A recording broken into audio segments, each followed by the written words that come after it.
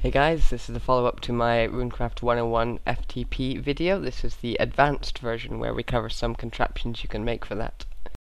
So the next piece of work I have to go on is predicated on the slight differences between the TP and FTP rune. To change from a TP rune to an FTP rune, we need to add cobblestone here, here, here, and here. Remove and replace cobblestone here, here, here, and here with gold blocks, and this also needs to become a gold block. So, in broad difference, there are only 9 blocks that need to be changed. Is that 9? It is 9. 9 blocks that need to be changed in order to turn a TP rune into an FTP rune. Why would you want to do that? Because the information can be used by both runes. So I'll get on and go and make that. Okie dokie, so we've got pistons in position, which is perfect. We'll build an FTP rune on top of this, and then we should be that instead. And then we will place out the cobblestone to make this what it is.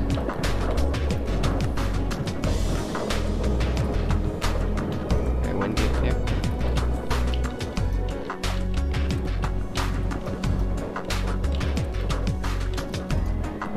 Now, on activation of the pistons below, this should become a TP rune with some spare blocks. Alright, so whenever that block gets power, or not as the case may be, then we will have a wonderful case of activation. Now we want a down the way set of pistons as well. There we go, retracted. The pistons are retracted, but naturally that doesn't mean anything in terms of pulling these back in. Okay, now if I'm correct, we should now have converted our FTP rune into a TP rune. It certainly looks that way. I'll just activate it. Yep. Make sure I put these blocks back. And then I will go over here and... wait, no, over here. Activate the downwards pistons. And we're back to an FTP rune. Once again, I will check by activating what specifies the destination. Next step would be to automate the middle and stick in a neat damage sensor here, and with that settled we can either swap between this option, which is the FTP, or this option.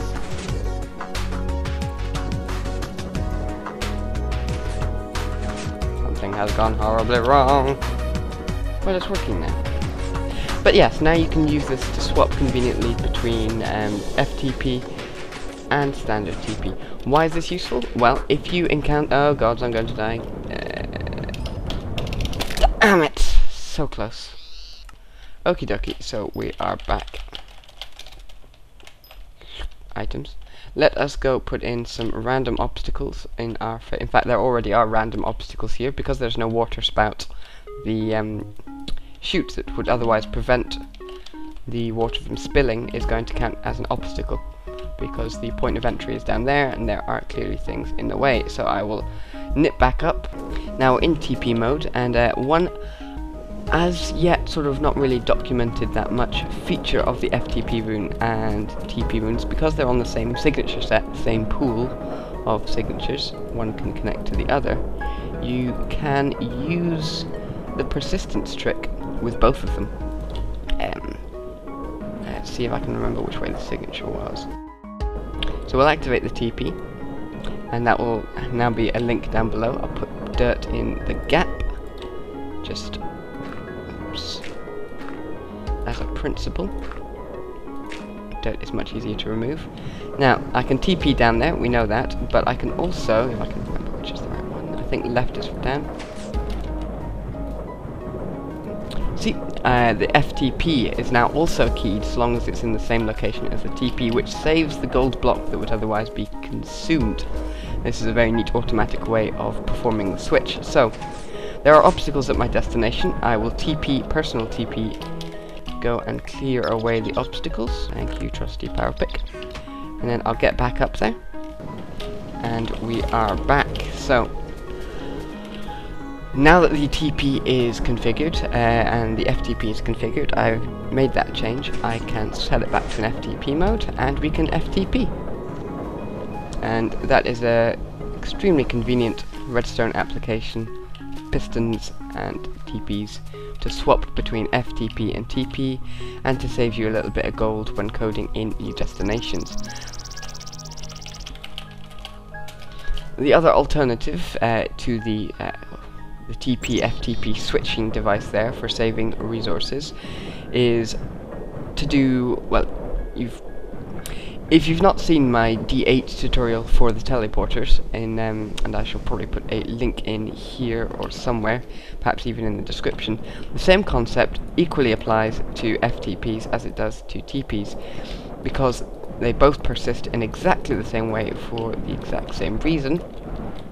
Then it is fully possible to code in multiple locations using the same source. Sweet, that's that good and done. Get more pistons in on this side, code in a couple of destinations, and a quick two-directional switcher will be ours. Cool, we'll code this up with the correct signature block for going downstairs, red and yellow and green. Flip it! Now I don't quite have a new destination yet, but I suppose I can think of one off the top of my head.